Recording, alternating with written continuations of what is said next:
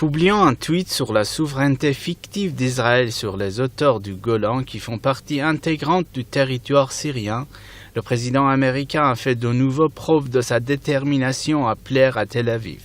Le Golan a été occupé en 1967 par le régime israélien à l'issue de la guerre des 6 jours. La région a été ensuite annexée en 1982 par Israël, annexion qu'aucun pays du monde ni l'ONU n'a reconnue. Quelle analyse portez-vous sur cette décision du président américain?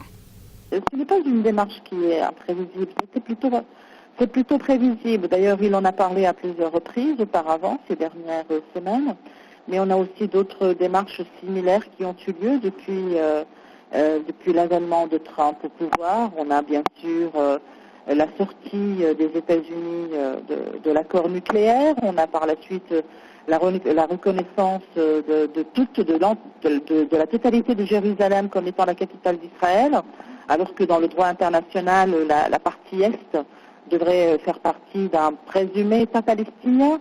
Donc nous sommes face à des démarches qui se veulent violer constamment le droit international, le consensus international qui est actuellement mis en jeu à travers la politique de l'administration Trump. Donc, ça veut dire aussi qu'il faut s'attendre aussi sur d'autres dossiers, à d'autres démarches similaires de la part de cette administration, pas seulement dans le dossier arabo-israélien ou dans le dossier iranien, partout dans le monde.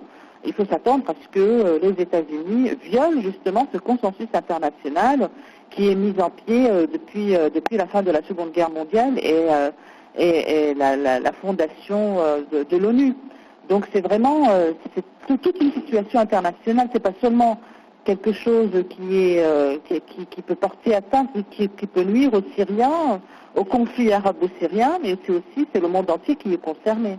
Moi je pense que justement la Russie, pas seulement la Russie, la Chine, les 5 du Conseil de sécurité, avec l'Allemagne peut-être, et d'autres puissances aussi du monde, d'autres États, ils devraient vraiment avoir une réaction très très forte par rapport à cette position américaine, parce que comme je vous l'ai dit, cela veut dire qu'il n'y a plus aucun règlement qui régit le monde, c'est vraiment la mise en échec des Nations Unies, des décisions qui sont prises, du rôle des États justement dans ces décisions. Les États-Unis sont en train de se comporter comme s'ils sont vraiment les maîtres du monde, et donc la Russie et la Chine aussi, surtout, parce que je pense que les autres pays occidentaux, ils sont vraiment sous la coupe des États-Unis, ils ne peuvent pas vraiment réagir très fort. Mais concernant la Russie et la Chine, ils peuvent avoir des positions, ils devraient avoir une position beaucoup plus forte, parce que ça va se répercuter dans beaucoup d'autres dossiers. C'est-à-dire que ce comportement américain va se refaire, va se réitérer dans d'autres dossiers dans le monde, contentieux dans le monde.